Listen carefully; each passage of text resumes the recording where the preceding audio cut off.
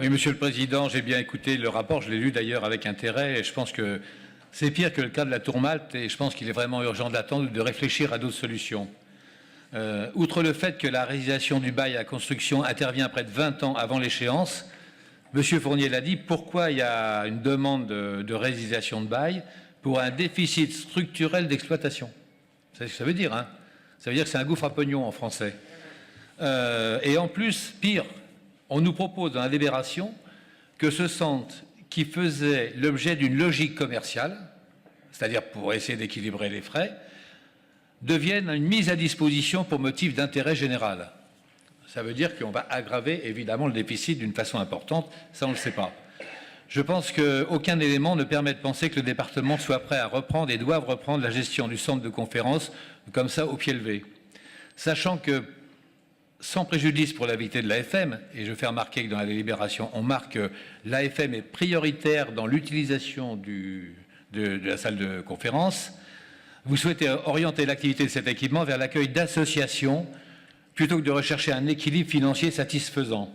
Alors nous nous inquiétons de l'ampleur des déficits structurels que cet équipement va faire peser sur les finances départementales, surtout au moment où les dotations de l'État fondent comme neige au soleil. Il y aura un coût de personnel, coût de charge, coût du restaurant inter-entreprise qui devrait revenir dans le giron du département lorsque Génocentre aura fini le sien.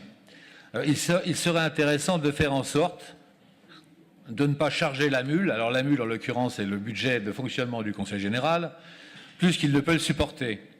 Alors nous pensons par contre qu'effectivement, il serait bon de faire une réflexion et d'ouvrir des discussions pour associer la ville d'Évry et la communauté d'agglomération d'Évry-Centre-Essonne sur cet équipement qui pourrait être en fait un équipement pluridisciplinaire mis à disposition des 3 collectivités en plus de l'AFM, ce qui soulagerait quand même le budget de fonctionnement du département et qui permettrait toujours une utilisation, comme vous l'avez dit dans votre rapport, pour l'intérêt général.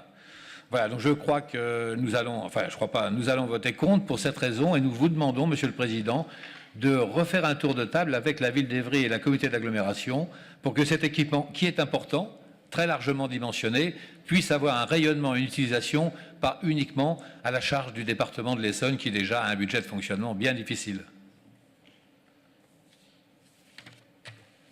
Oui, Monsieur le Président, je vous ai bien entendu. Donc, ce que vous avez dit quand même me rassure un peu, dans le sens où vous nous avez dit que soit on confiait la gestion dans le cadre d'une DSP, ce qui serait une sagesse absolue, parce que je ne pense pas que le département soit fait pour gérer des lieux de séminaires ou de réunions, et en plus que vous étudiez, si j'ai bien compris, et c'est déjà fait entre les lignes, avec la ville d'Évry et la communauté de l'agglomération. Donc, nous n'allons pas voter contre, mais nous allons nous abstenir.